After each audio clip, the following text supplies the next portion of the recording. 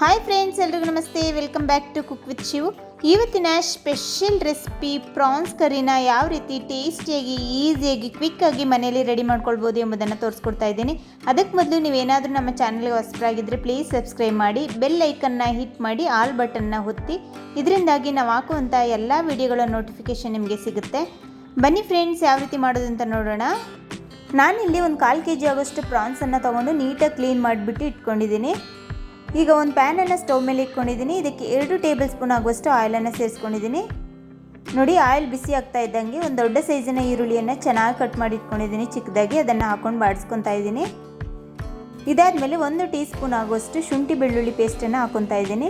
ಇದನ್ನು ಕೂಡ ಚೆನ್ನಾಗಿ ಬಾಡಿಸ್ಕೊಂಡಿದ್ದೀನಿ.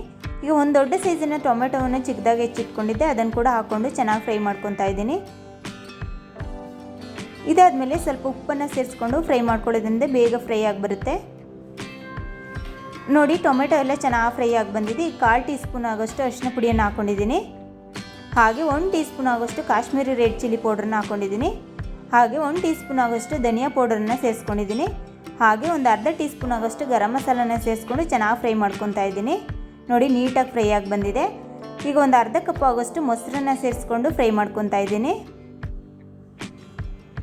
ಇದು ನೀಟಾಗಿ ಫ್ರೈ ಆಗಿ ಬರಬೇಕು. ಲೋ ಫ್ಲೇಮಲ್ಲಿ ಇಟ್ಕೊಂಡು ಫ್ರೈ ಮಾಡ್ಕೊಳ್ಳಿ. ನೋಡಿ, ಇಷ್ಟ ಆದಮೇಲೆ ನಾನು ಪ್ರಾನ್ಸನ್ನು ಹಾಕ್ಕೊತಾ ಇದ್ದೀನಿ. ಈಗ ಇದನ್ನು ನೀಟಾಗಿ ಮಿಕ್ಸ್ ಮಾಡ್ಕೊಬೇಕಾಗುತ್ತೆ. ಈಗ ಸ್ವಲ್ಪ ಉಪ್ಪನ್ನು ಸೇರಿಸ್ಕೊಂಡು ಚೆನ್ನಾಗಿ ಫ್ರೈ ಮಾಡ್ಕೊತಾ ಇದ್ದೀನಿ. ಈಗ ನಾನು ಫ್ರೈ ಮಾಡ್ಕೊಂಡಿದ್ದಾಗಿದೆ. 1 ಕಪ್ ಆಗೋಷ್ಟು ತೆಂಗಿನ ಹಾಲನ್ನು ತೆಗೆದಿಟ್ಕೊಂಡಿದ್ದೆ, ಅದನ್ನು ಇಲ್ಲಿ ಹಾಕ್ಕೊತಾ ಇದ್ದೀನಿ. ಇದನ್ನು ಹಾಕೊಂಡ್ಬಿಟ್ಟು ಚೆನ್ನಾಗಿ ಮಿಕ್ಸ್ ಮಾಡಿ ಬಿಡಬೇಕು.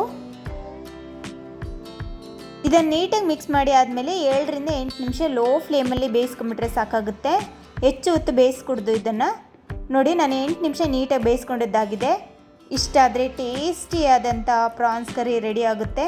ತುಂಬಾ ಈಸಿಯಾಗಿ ತುಂಬಾ ಟೇಸ್ಟಿಯಾಗಿರುತ್ತೆ. ಬಿಸಿಯಾದ ಅನ್ನಕ್ಕೆ, ಚಪಾತಿಗೆ ತುಂಬಾ ಒಳ್ಳೆ ಕಾಂಬಿನೇಷನ್ ಫ್ರೆಂಡ್ಸ್. ನೀವು ಕೂಡ ಮನೇಲಿ ಟ್ರೈ ಮಾಡಿ ಹೇಗೆ ಬಂತು ಅಂತ ನನಗೆ ಕಮೆಂಟ್ಸ್ ಮಾಡಿ ಹೇಳಿ. Thank you for watching.